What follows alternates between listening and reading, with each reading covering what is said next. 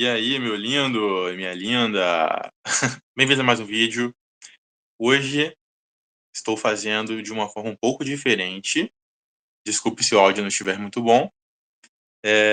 Vou abrir aqui no meu computador os textos que a gente vai ler hoje, beleza? Para tentar tirar essa dúvida de se Deus aceitou um sacrifício humano, beleza? Então, checa aí o like. Se você gostar do vídeo, deixa o like, beleza? Se inscreva no canal se quiser mais vídeos como esse. E hoje vamos ler o livro de Juízes, beleza? Eu vou tentar fazer de uma forma que fique legal pra gente. Então, beleza, vamos começar primeiro lendo um pouco o livro de Juízes. Eu peguei Juízes, capítulo 3, porque no capítulo 1 e 2, o texto ele vai recapitular algumas coisas. Vai falar também sobre a morte de um homem chamado Josué. Josué, para quem não sabe, foi profeta de Israel depois de Moisés. Então, Moisés morreu anos antes. Josué assume, então, como líder da nação, e Josué começa a conduzir o povo para as conquistas militares da terra de Israel, depois do Rio Jordão. Uma parte antes do Jordão, a leste, outra parte depois do Rio Jordão, a oeste. Então, Moisés ainda está vivo quando Israel conquista os territórios a leste do rio, e ele morre, não entra na terra depois do rio, e aí Josué, então, assume como líder de Israel, e acho que vocês não estão me vendo agora, né? Josué, ele assume como líder de Israel e ele vai orientar as conquistas do povo depois do Rio Jordão. Muito bem, então o texto vai dizer assim: essas, pois, são as nações que o Senhor deixou ficar por elas provar a Israel, a saber, a todos os que não sabiam de todas as guerras de Canaã. Isso daqui é algo que Deus já tinha falado, tá? Ele tinha dito para Josué que usaria Josué para liderar Israel nas conquistas militares, mas que ele deixaria alguns povos ficarem para trás para, de fato, pôr o povo à prova depois que Josué morresse. E aqui ele está dizendo isso de novo. Versículo 2. Isso não somente para que as gerações de Israel dela soubessem, para lhes ensinar a guerra, pelo menos as gerações que dantes não sabiam disso. Ele vai falar, filisteus, cananeus, pererê, pererê. Versículo 4. Estes, pois, ficaram para por eles o Senhor provar a Israel para saber se dariam ouvidos aos seus mandamentos, que tinham ordenado a seus pais pelo ministério de Moisés. Já tinha sido falado antes, tá? Habitando, pois, os filhos de Israel no meio dos cananeus, e heteus, e amorreus, e fereceus, e heveus, e jebuseus, tomaram de suas filhas para si, por mulheres, ou seja, os israelitas tomaram as filhas desses povos, e deram aos filhos deles as suas filhas, e serviram a seus deuses. Isso daqui está indo de encontro à lei que Deus tinha dado para o povo, beleza? Isso aqui é algo errado, ok?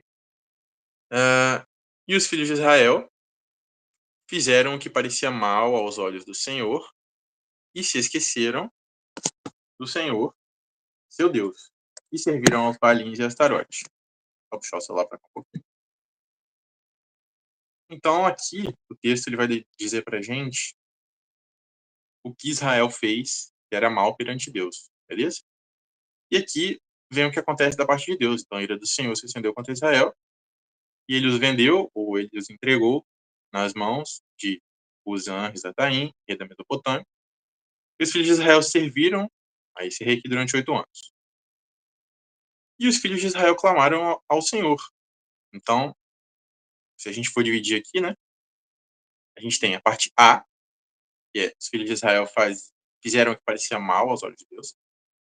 Parte B, o Senhor os entregou nas mãos de um outro rei, e eles serviram durante X anos. Parte C, os filhos de Israel clamaram ao Senhor, e o Senhor levantou os filhos de Israel, aos filhos de Israel, um libertador, e os libertou. Otiniel, filho de Kenaz, irmão de Caleb, mais novo do que ele, judeu.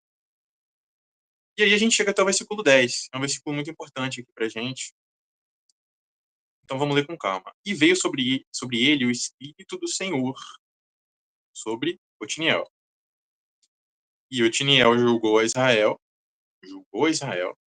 e saiu a peleja. E o Senhor deu na sua mão a Cusã-Risataim, rei da Síria. E a sua mão prevaleceu contra Cusã-Risataim. Então a terra sossegou 40 anos e Otiniel, filho de Kenaz, faleceu. Então, recapitulando. Parte A, que aconteceu aqui, né? Se a gente for dividir em A, B, C e D, né? A. Israel faz o que era mal aos olhos de Deus. B. A ira do Senhor se acende contra Israel e ele os entrega na mão de um outro rei, de um outro povo. C. Os filhos de Israel clamam ao Senhor. D. O Senhor levanta aos filhos de Israel um libertador. No caso aqui, o Espírito do Senhor veio sobre um homem judeu. Então ele passou a julgar a casa de Israel e foi à guerra e venceu a guerra. Então a terra sossegou 40 anos. Ok? Só que no versículo 12, voltamos ao início, né? A parte A. Vejam, porém os filhos de Israel tornaram a fazer o que parecia mal aos olhos do Senhor. Então o Senhor esforçou a Eglon, rei dos Moabitas, contra Israel, porquanto fizeram o que parecia mal aos olhos do Senhor. E aí juntou consigo os filhos de Amon, os amalequitas, e foi e feriu a Israel e tomaram a cidade das palmeiras. E os filhos de Israel serviram a Eglon, rei dos Moabitas, 18 anos. Então, de novo, parte A, os filhos de Israel tornam a fazer o que era mal. Parte B, o Senhor entregou eles nas mãos de um outro rei, de um outro povo. E aí os israelitas passaram a servir por 18 anos. Parte C, então os filhos de Israel clamaram ao Senhor, e o Senhor lhes levantou um libertador. Parte D, eles clamam ao Senhor. Parte C, o Senhor lhes levantou um libertador. Parte D, Eude, tá ruim para ler por causa do aparato aqui de gravação, tá? Eude, filho de Gera, benjamita, homem canhoto. E os filhos de Israel enviaram pela sua mão um presente a Eglon. Tal. Deixa eu tirar isso aqui daqui, só um minutinho. Rei dos Moabitas. E Eude fez uma espada de 2 fios, de comprimento, serviu o pererê, levou aquele presente a Eglon e tal, e tal, e tal. E aí vai vir aqui uma história, se vocês quiserem, vocês podem ler com calma depois. Se desenrolando, se desenrolando, se desenrolando, se desenrolando, se desenrolando. E disse-lhe, segui-me, porque o Senhor vos tem dado a vossos inimigos, os moabitas, na vossa mão. Desceram após ele e tomaram os vales do Jordão a Moabe, não deixaram passar. Naquele tempo feriram dos moabitas uns 10.000 homens, todos corpulentos e todos homens valorosos. Não escapou nenhum. Assim foi subjugado Moabe naquele dia debaixo da mão de Israel, e a terra sossegou 80 anos. Então, beleza. Então, Deus trouxe de volta, quer dizer, Deus entregou novamente, ou melhor dizendo, deu um juiz para Israel, ou um libertador, e ele de fato lutou contra esse outro povo inimigo e libertou Israel, beleza? Aí o texto vai dizer de forma breve que depois dele foi Sangar, filho de Anate, que feriu 600 homens dos filisteus com uma guilhada de bois, e também ele libertou Israel. Muito bem. Então vamos passar para o capítulo 4. E aí a gente volta. Ó. Porém, os filhos de Israel tornaram a fazer o que parecia mal aos olhos do Senhor, depois de falecer Eude. Letra A. Letra B. E vendeu o Senhor em mão de Jabim, rei de Canaã, que reinava em Azul, e Císera era o capitão do seu exército, o qual então habitava em Arosete, Agoim. Ok. Letra A, letra B. Letra C. Então os filhos de Israel clamaram ao Senhor. Estão vendo aí? Por conta de Jabim, 900 carros de ferro, por 20 anos oprimiu os filhos de Israel violentamente. E aqui temos a nossa primeira surpresa, né? Nossa primeira surpresa. Porque a gente tem a letra A. Os filhos de Israel tornaram a fazer o que parecia mal aos olhos de Deus. Letra B. O Senhor os entregou na mão de um outro rei, de Canaã. Letra C. Os filhos de Israel clamaram ao Senhor. Ok? Letra D seria o Senhor deu um libertador para Israel. Não foi isso que a gente viu agora? Nesse último capítulo que a gente leu? Mas não é isso que o texto está falando. Versículo 3. Os filhos de Israel clamaram ao Senhor, por conta de Jabim tinha 900 carros de ferro. Letra D. E Débora, mulher profetisa, mulher de Lapidote, julgava a Israel naquele tempo. Mudou. Antes, o texto sempre dizia que Deus entregava um libertador. Aqui, a escrituração do texto mudou. E por que que mudou?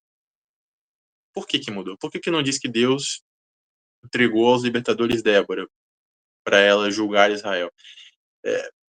Esse julgava Israel fica esquisito, né? Mas De propósito, peguei essa versão, que é a versão ACR, que é uma versão mais formal, tem uma correspondência mais formal. E essa palavra aqui é o verbo shafat, beleza? Por que que essa versão ela faz assim? Porque ela tenta preservar os termos como eles são. Juiz, em hebraico, é shofet, se eu não me engano, em plural, shoftim. Então, essas palavras têm todas a mesma raiz. Shofet é o juiz, shafat é o verbo julgar. Então, o texto ele é traduzido assim para deixar claro para a gente isso aqui vinha da atividade dos juízes, beleza? Tanto que é o que dá o nome ao livro, né? Livro dos Juízes. E a pergunta é, por que que mudou? Por que que a escrita do texto mudou? Por que que não disse que Deus enviou Débora, assim como ele enviou os outros? E a resposta, gente, é porque tudo tem um certo e um errado, tá? Tudo tem um certo e um errado.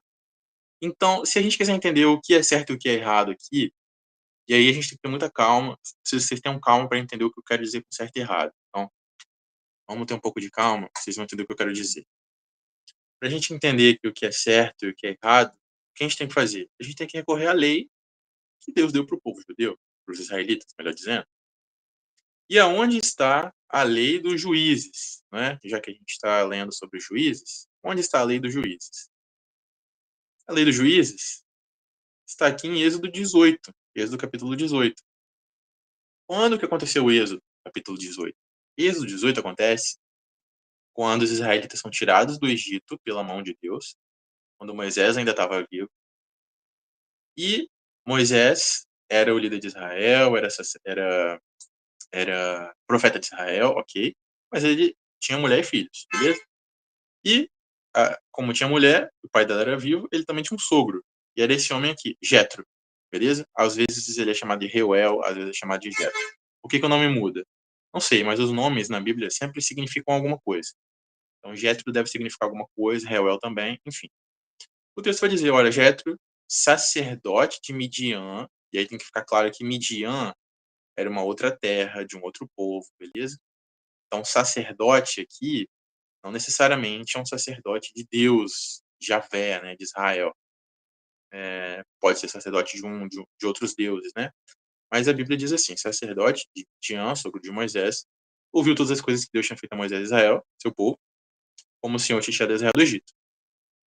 E Jetro, sogro de Moisés, tomou a Zípora, que era a mulher de Moisés, e ele a enviara com seus 2 filhos, dos quais um se chamava Gerson e o outro se chamava Eliezer. Ponto. Vindo, pois, Jetro, o sogro de Moisés, com seus filhos, com sua mulher Moisés, do deserto, ao monte de Deus, onde se tinha acampado, disse a Moisés: Eu, teu sogro Jetro, venho a ti com tua mulher e seus 2 filhos com ela. Ponto.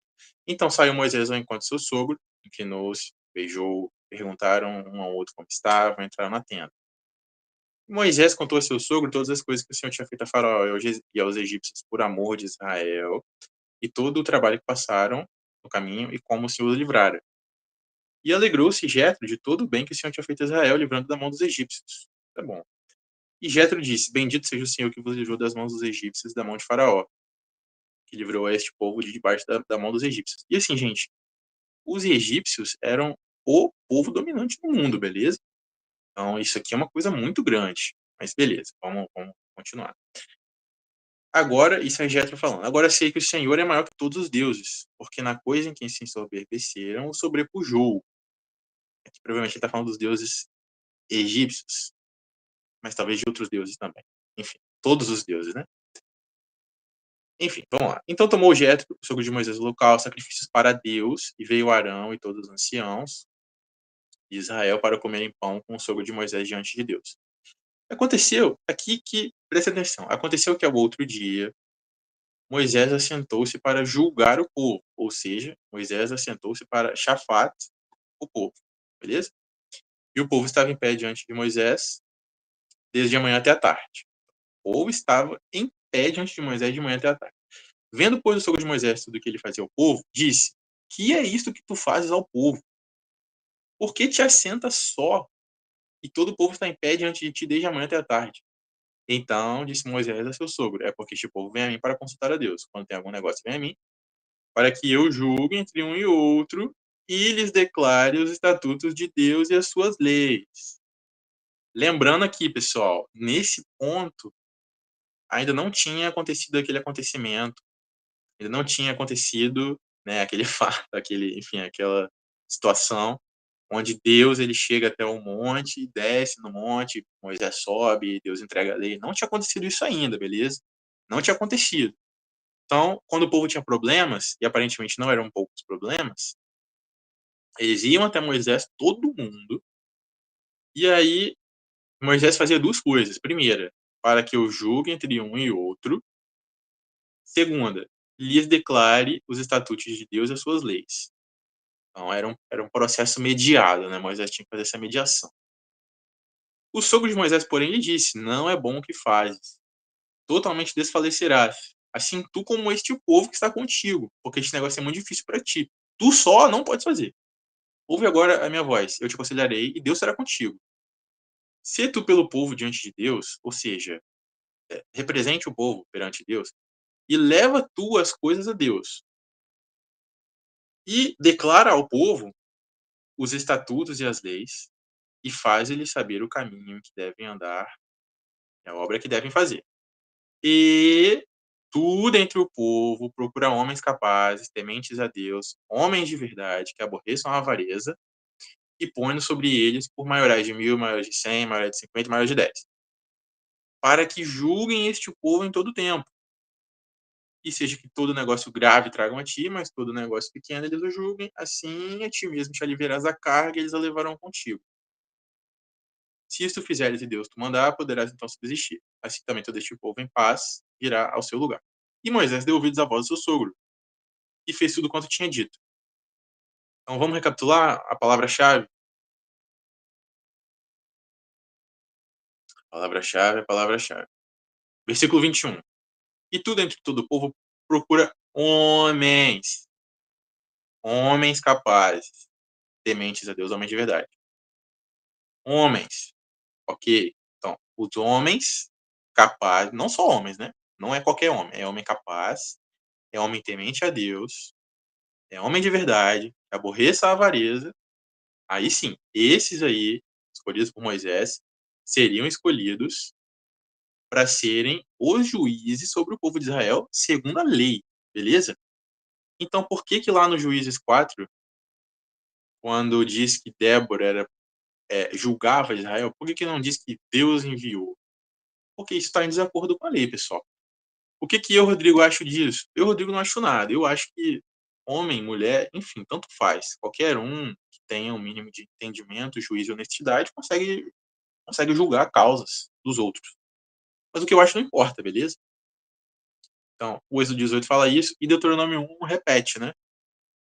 Isso aqui é Moisés falando pro povo lá na frente. Lá na frente que eu digo depois de alguns livros, né? Deuteronômio 1. Voltai-vos e parti, de mãe dos amorreus a todos os vizinhos da planície, a montanha e ao vale e à sua ribeira, perere, perere. Eis aqui esta terra, eu a dei diante de vós. Entrai, possuí a terra que o Senhor jurou a vossos pais, Abraão, Isaac e Jacó, eu daria a eles a sua semente depois deles. E no mesmo tempo eu vos falei dizendo, eu sozinho não poderia levar-vos. Lembram? O Senhor vosso Deus já vos tem multiplicado, e eis que já hoje em multidão sois como as estrelas dos céus. Isso aqui é um versículo que eu até queria falar em outro vídeo, mas eu vou deixar para depois. O Senhor Deus de vossos pais vos aumente, como sois, ainda 1.000 vezes mais, e vos abençoe, como vos tem falado. Como suportaria sozinho as vossas moléstias, as vossas cargas, as vossas diferenças? Tomai-vos homens sábios, inteligentes e experimentados entre as vossas tribos, para que os ponha por vossas cabeças. Então vós me respondesse e disseste, bom é fazer a palavra que tens falado. Tomei, pois, cabeças de vossas tribos, homens sábios, experimentados. Tenho-vos posto por cabeça sobre vós, e por capitães de milhares, de 100, de 50 e de 10, o governador das vossas tribos. E no mesmo tempo mandei a vosso juiz, dizendo, vi a causa entre vossos irmãos, e julgai justamente entre o homem e seu irmão, entre o estrangeiro que está com ele. Não tentais para a pessoa alguma em juízo, ouvireis assim pequeno como grande. Perfeito, isso aqui é lindo, né? Vos ordenei todas essas coisas. Ok, então, juízes, igual homens capazes, tementes a Deus, ok? Etc, etc, etc. E o texto vai seguindo, vai seguindo, vai seguindo, vai seguindo, vai seguindo. E assim como a gente tinha visto lá em Juízes 3, versículo 10, a gente vê outras circunstâncias em que o Espírito de Deus se aposta de algum juiz e esse juiz vai e trava as guerras, beleza? Juízes 6, vamos voltar àquele mesmo esquema que eu falei antes. Porém, os filhos de Israel fizeram o que parecia mal aos olhos do Senhor, e o Senhor os deu nas mãos dos medianitas por 7 anos. Letra A. Vai. Descendo na verdade da terra, chegarem a Gaza. Então, letra A, os filhos de Israel faziam o que parecia mal. Letra B, o Senhor os deu nas mãos dos midianitas. Beleza. O texto vai. Então, Israel empobreceu muito sobre os midianitas. Então, os filhos de Israel clamaram ao Senhor. Letra C. E sucedeu que, clamando os filhos de Israel ao Senhor por causa dos midianitas, enviou o Senhor um profeta aos filhos de Israel. Ótimo, aqui já voltou. Então, a letra D voltou. Enviou o Senhor um profeta aos filhos de Israel que lhes disse: Assim diz o Senhor Deus de Israel: Do Egito eu vos fiz subir e vos tirei da casa da servidão. E vos livrei da mão dos egípcios e da mão de todos quanto vos oprimiam. E os expeli diante de vós, e a vós dei a sua terra. E vos disse: Eu sou o Senhor vosso Deus, não temais aos deuses amorreus, e cuja terra habitais, pererê. Então o anjo do Senhor veio e sentou-se debaixo do carvalho que está em Ofra, que pertencia a Joás, a Biesita, e Gideão, seu filho, estava malhando o trigo no lagar para salvar os midianitas. A história de Gideão não só é linda, como foi com essa história aqui que eu me converti, beleza? Então, é uma história muito especial para mim, beleza? Eu vou tentar achar aqui o versículo que diz que o Espírito do Senhor se apossou dele, mas eu não prometo que eu vou encontrar. Aqui. Então, o Espírito do Senhor revestiu Gideão, o qual tocou a buzina, e os abiesitas se juntaram após ele. Os mensageiros por toda a tribo de Manassés, que também convocou ele, pererê. E aí Gideão vai ser utilizado por Deus como juiz para livrar o povo, ok? E aí a gente chega até o ponto que a gente quer chegar, né? O vídeo já tá grande, mas vamos continuar. Juiz capítulo 10, versículo 6. Então tornaram os filhos de Israel a fazer o que parecia mal aos olhos do Senhor e serviram aos Baalins. E a Astarote, aos deuses da Síria, aos deuses de Sidom, aos deuses de Moab, aos deuses dos filhos de Amon, aos deuses dos filisteus. A coisa degringolou bastante, né? Letra A. Olha o tamanho do versículo da letra A de novo, né? Letra B. A ira do Senhor se acendeu contra Israel e vendeu em mão dos filisteus e em mão dos filhos de Amon. E naquele mesmo ano oprimiram e vexaram os filhos de Israel. 18 anos oprimiram todos os filhos de Israel que estavam da além do Jordão até os amorreus que estão em Gileade. Até os filhos de Amon passaram o Jordão para pelejar também contra Judá e contra Benjamim, contra a casa de Efraim, de maneira que Israel ficou muito angustiado. Letra C. Então os filhos de Israel clamaram ao Senhor, dizendo: Contra ti havemos pecado, porque deixamos o nosso Deus e servimos aos Baalins. Porém, o Senhor disse aos filhos de Israel: Porventura dos egípcios, dos amorreus e dos filhos de Amon, e dos filisteus, dos sidônios, dos amalequitas, dos amalequitas que os oprimiram, quando a mim clamaste, não vos livrei eu então da sua mão? Contudo, vós me deixastes a mim e serviste outros deuses, pelo que não vos livrarei mais. Pesado, hein? Andai e clamai aos deuses que escolhestes, que vos livrem eles no tempo do vosso aperto. Isso aqui é interessante, porque pela primeira vez que eu me lembro e que eu percebi lendo agora, pela primeira vez, Deus fala: Não vos livrarei mais. Ele diz: Andai e clamai aos deuses que escolhestes, que vos livrem eles no tempo do vosso aperto. Mas os filhos de Israel disseram ao Senhor: Pecamos. Faze-nos conforme tudo quanto te parecer bem e aos teus olhos. Tão somente jogamos que nos livre nesse dia. Tiraram os deuses alheios do meio de si e servirão ao Senhor. Então se angustiou a sua alma por causa da desgraça de Israel. E os filhos de Amon se convocaram e se puseram em campo de Gileade, e também os de Israel se congregaram e se puseram em campo em Mispa. Então o povo e os príncipes de Gileade disseram uns aos outros: Quem será o varão que começará a pelejar contra os filhos de Amon? Ele será por cabeça de todos os moradores de Gileade. Gileade é de Israel também, tá? Era então Jefité, o gileadita, valente e valoroso, porém filho de uma prostituta. Mas Gileade girara a Jefté. Então, Jefté era israelita, beleza?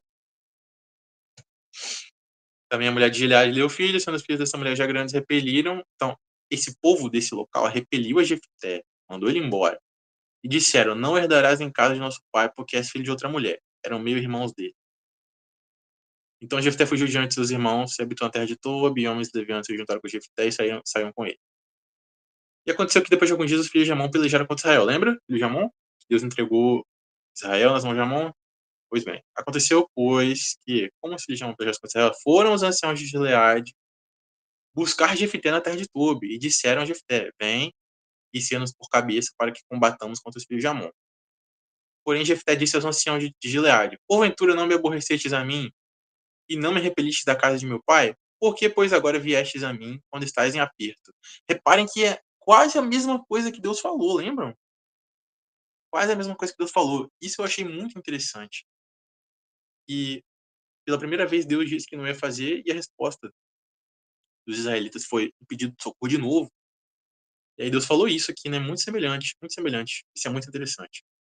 Versículo 8: Disseram os anciãos de Gileade e Jefté: Por isso mesmo tornamos a ti, para que venhas conosco. Ou seja, a gente veio porque não tinha mais como, não tinha jeito mais. Agora, por que foram a Jefté? Não sei, galera, não sei. Mas quando não tinha mais jeito, procuraram Jefté. Mesma coisa que tinham feito com Deus antes. Combata contra os filhos de Amon e não seja cabeça sobre todos os moradores de Gileade. Então Jefté disse, pererê, pererê, pererê. Então Jefté foi com os anciãos de Gileade. E aí vai ter aqui um diálogo de Jefté com o rei de Amon, beleza? Vai ter um diálogo que eu vou pular aqui. Eu vou pular aqui. E aí vai. Depois vocês leem se vocês quiserem, tá bom? E aí eles vão falando o que aconteceu, o que aconteceu, o que aconteceu, o que aconteceu. Porém, o rei dos filhos de Amon não deu ouvido às palavras que Jefté lhe enviou. Versículo 29. E aqui presta atenção, beleza? Porque a construção aqui vai ser um pouco diferente. Então o Espírito do Senhor veio sobre Jefté e atravessou ele por Gileade e Manassés, porque passou até a Mispa de Gileade e Pererê. E passou até os filhos de Amon. E fez Jefté um voto ao Senhor. Primeira coisa, os outros juízes fizeram um voto para conseguir vencer as guerras? Não fizeram. Então, depreende-se que não era necessário fazer um voto para vencer essas guerras, beleza? Mas tudo bem, não era proibido fazer voto. Rodrigo fez um voto. Esse voto aqui, pessoal, é o voto que está na lei, beleza? Rodrigo, existe a lei do voto? Existe. Existe a lei do voto. Tá aqui, ó. Assim que eu fechar esse anúncio inconveniente. Pronto. A lei do voto. Mas antes, vamos continuar lendo ali, né? Continuar aqui, Juízes, capítulo 11, versículo 30. Jefté fez um voto ao Senhor e disse: Se totalmente deres os filhos de Amon na minha mão, aquilo que saindo da porta de minha casa me sairá ao encontro, voltando eu dos filhos de Amon em paz, isso será do Senhor, e o oferecerei em holocausto. São duas falas aqui. Primeira, isso será do Senhor. Segunda, o oferecerei em holocausto. Aquilo que. Por que ele diz aquilo que? Porque na época dos juízes, era comum que os israelitas criassem os animais em frente às suas casas. Então, às vezes, os animais entravam na casa, pela porta, entravam, saíam. Isso era comum, tá?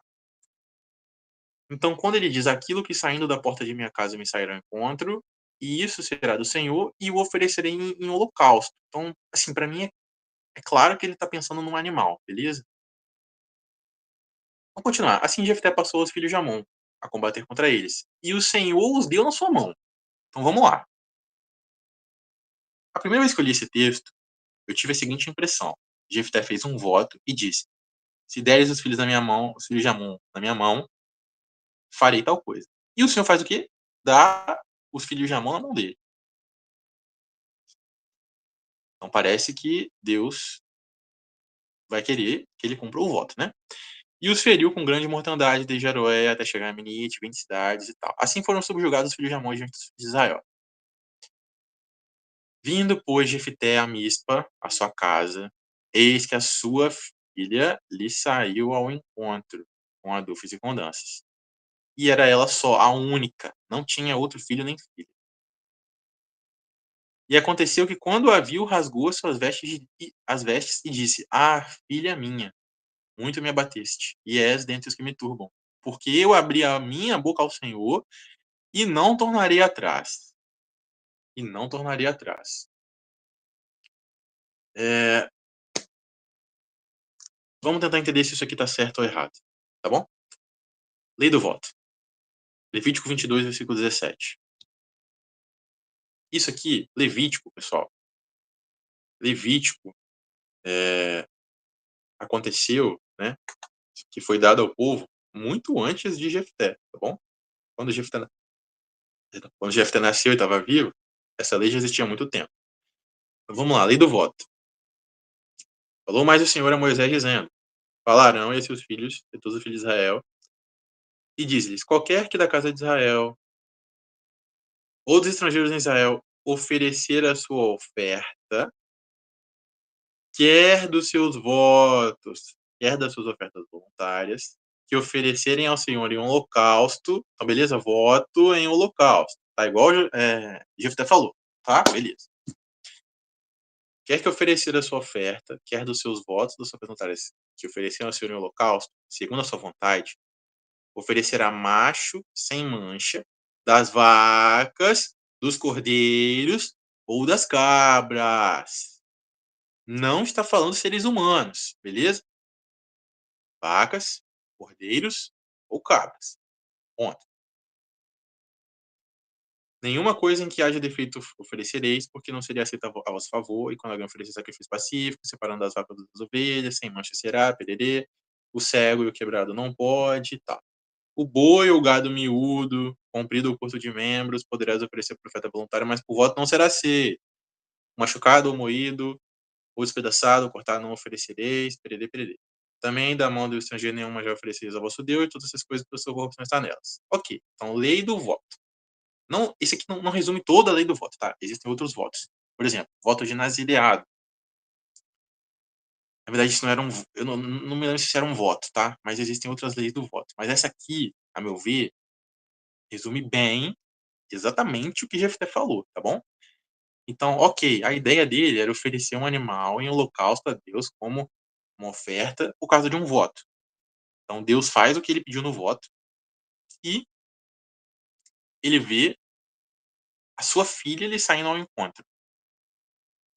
Quando ele vê a sua filha saindo ao encontro, rasgou suas vestes e disse: eu abri a minha boca ao Senhor e não tornaria atrás. Ok, queridão, mas o que isso quer dizer, né? Por isso, temos que voltar ali em cima que eu tinha falado. Ele fala: aquilo que saindo da minha porta me será enquanto vão das filhos de Amon em paz, isso será do Senhor e o oferecerei em holocausto. Como eu disse, são duas frases. Será do Senhor, oferecerei em holocausto. Se ele diz que não vai voltar atrás no voto dele com relação a oferecer em holocausto, lamento. Não pode. Tá errado. Deus, de forma alguma, ia aceitar isso aqui, beleza? Porque na delimitação da lei do voto não está contemplado o sacrifício humano. Ponto final. Agora, se ele diz que ele não tornará atrás, no sentido de dedicar aquilo ali ao Senhor, seja lá como isso vai ser feito, menos mal, beleza? Tem outras leis que falam sobre dedicação de alguma coisa, inclusive de uma pessoa a Deus, tá bom? Eu li esses textos ontem e anteontem, até pensei em trazer, mas não está muito claro se é isso aqui, de fato, que não está muito claro se Jefté estava se referindo a esses textos. Mas os textos que falam na lei sobre consagração de uma pessoa a Deus, falam que quando você for consagrar o seu filho ou a sua filha a Deus, darás tantos ciclos de prata ao santuário. Então, de forma alguma, isso aqui era um sacrifício humano, entendeu? Ninguém matava ninguém para oferecer como sacrifício a Deus em Israel. Não. Então, se quisesse dedicar algum ser humano a Deus, teria que pagar tantos ciclos de prata. Também tinha o voto de nazireado, que parece que em algumas circunstâncias, por exemplo, na história de Sansão, na história de Samuel, parece que isso tem a ver com dedicar alguém a Deus também. E mulher podia fazer esse voto, podia, mas isso não tinha a ver com ser sacrificado, tá bom? Mas eu também não acho que era isso, beleza? Vocês vão entender por quê. Mas tudo bem, Jefté fala, não tornaria atrás. E ela lhe disse, pai meu, abriste tua boca ao Senhor, faze de mim como saiu da tua boca, pois o Senhor te vingou dos teus inimigos, os filhos de Amon. Disse mais a seu pai, faze-me isso, deixe-me por 2 meses que vai, desça pelos montes, e chore a minha virgindade. Isso aqui chama atenção. E disse ele, vai, deixou ir por 2 meses. Então foi-se ela com suas companheiras e chorou sua virgindade pelos montes. E sucedeu que, a fim de 2 meses, tornou ela para seu pai, o qual cumpriu nela o seu voto que tinha feito. E ela não conheceu o varão. Então, vejam, o texto não fala que ela foi sacrificada. Diz que ela chorou a virgindade e não conheceu o varão. Então, assim, o que eu acho que é mais provável aqui? O que eu acho que é muito mais provável é que ele tenha cumprido a primeira frase que ele falou, será do Senhor. Lembram? Como ele imaginou que seria um animal que sairia pela porta, ele disse que ofereceria em holocausto. Mas não foi um animal que saiu pela porta, foi a filha dele. E por que ele rasga as vestes e se lamenta tanto? Porque ela era filha única. E se ele fosse consagrar ela a Deus dessa forma aqui, ou seja, não permitindo com que ela se casasse e talvez servisse no templo até morrer, se ele fizesse isso, que é o que eu acho que ele fez, ele não teria netos, beleza? E isso para o israelita era uma desgraça, isso era uma desgraça absoluta, beleza? Isso era uma coisa assim, de rasgar a roupa mesmo. E rasgar a roupa para eles tinha um significado muito maior do que teria hoje em dia. Ninguém rasga a roupa hoje em dia. Mas era uma coisa enorme, assim. Então, o que eu acho que aconteceu foi isso aqui, beleza? Eu acho que ele simplesmente. Eu acho que a filha dele simplesmente não se casou, não teve filhos. E, e não que ela foi oferecida em sacrifício humano a Deus, tá bom? Se ela tivesse sido oferecida em sacrifício humano, então a pergunta continua se impondo, né? Deus aceitou? Resposta: não, Deus não aceitou. Por que não aceitou? Porque na lei do voto do holocausto, no cumprimento de voto, não contemplava sacrifício humano. Ponto final. Ponto final. É como eu falei, tudo tem um certo e tem um errado. Aqui eu deixei aberto mais dois trechos para dar um exemplo do que eu acho que aconteceu com a filha de Jefté, mais ou menos, tá? Porque aqui tá um pouco diferente. Vou ligar meu notebook na tomada, que a bateria tá acabando. Bom, Samuel foi filho dessa mulher aqui, Ana. Quem foi Ana? Ana foi uma mulher israelita casada com um homem chamado Eucana. E ela era infértil, beleza? Deus tinha feito ela infértil. E algum dia ela vai até o templo orar. E o sumo sacerdote Eli estava sentado em frente ao templo e viu Ana orando, tá? Ana, no seu coração falava e só se moviam seus lábios, porém não se ouvia sua voz, pelo que Eli a teve por embriagada. E disse Eli, até quando estarás tu embriagada? Parte de ti o teu vinho. Aparta de ti, né? Porém, Ana respondeu e disse, não, senhor meu, não sou uma mulher, eu sou uma mulher atribulada de espírito. Nem vinho, nem bebida forte tenho bebido, porém tenho derramado a minha alma perante o Senhor. Não tenhas, pois, a tua serva por filha de Belial, porque da multidão dos meus cuidados e meu desgosto tenho falado até agora. Isso aqui é uma coisa fenomenal que acontece agora, tá? Então respondeu Eli e disse, vai em paz. E o Deus de Israel te conceda a tua petição que lhe pediste. E Ana, que vinha sofrendo, entristecida e amargurada durante anos, respondeu, disse ela, ache a tua serva graça em teus olhos. Assim a mulher se foi, seu caminho, comeu, e o sacerdote já não era triste. Provavelmente porque Ana entendia a magnitude do que era um sacerdote abençoar alguém, beleza? Isso aqui é um tema para outro vídeo. E aí, o texto diz, sucedeu que passado algum tempo, Ana concebeu, teve um filho, chamou por nome Samuel, subiu aquele homem Eucana, com todas as suas casas, sacrificar ao Senhor, e cumpriu seu voto, que foi um outro voto, beleza? Ana não subiu, mas disse Samuel, quando o menino for desonrado, então o levarei para que apareça perante o Senhor e lá fique para sempre. E Samuel, de fato, foi levado depois até o templo e viveu lá para sempre. Então, talvez a filha de Jefté tenha sido levada para viver no templo, servindo lá. No Êxodo tem um trecho que fala sobre mulheres que serviam no templo, tá? Eu só não sei se elas tinham que continuar virgens para sempre, porque Samuel, tudo bem que ele era homem, né? Mas ele também consagrado a Deus, serviu no templo a vida inteira, mas ele teve filhos, que aqui fala, no 1 Samuel 8, versículo 1, fala: E sucedeu que Samuel, tendo Samuel envelhecido, constituiu seus filhos por juízes sobre Israel. E era o nome do seu filho primogênito Joel, o nome do segundo Abias, e foram juízes e tal. Porém, seus filhos não andaram pelos caminhos dele, antes inclinaram a avareza, que a lei disse que não podia ser homem que amasse a avareza, né? E tomaram presentes, que aqui no caso seriam subornos, tá? E perverteram o juízo. Então todos os anciãos de Israel se congregaram e vieram a Samuel a Ramá, e disseram-lhe: Eis que já estás velho e teus filhos não andam pelos teus caminhos. Então, assim, Samuel, ele teve filhos. Então, por que a filha de Jefté não teve? Não sei. Mistério. Mistério total, tá? Mas aplicava-se assim a lei na época, beleza? Que vídeo grande, hein? Mais de 40 minutos. Uau, uau, uau. Quem vai ter paciência para ouvir tudo isso, hein? Se você teve, então, meu, muito obrigado, ok? Muito obrigado. E espero que tenha gostado do vídeo e espero que tenha sido elucidativo para mostrar que as coisas funcionam conforme a lei de Deus, beleza? Isso é extremamente importante. E ainda mais se tratando do Antigo Testamento, beleza, pessoal? Isso é uma coisa essencial. A lei é uma coisa essencial para se entender se o que estava sendo feito era certo ou errado. E na maioria das vezes que a gente acha que as coisas estavam sendo de forma correta, não estava. Não estava. Beleza? 40 minutos para responder. Não, Deus não aceitou sacrifício humano. Beleza? Espero que tenha gostado do vídeo, espero que tenha ficado bom, espero que tenha dado para ver os textos, espero que tenha ficado decente. Beleza? É isso aí, fiquem com Deus.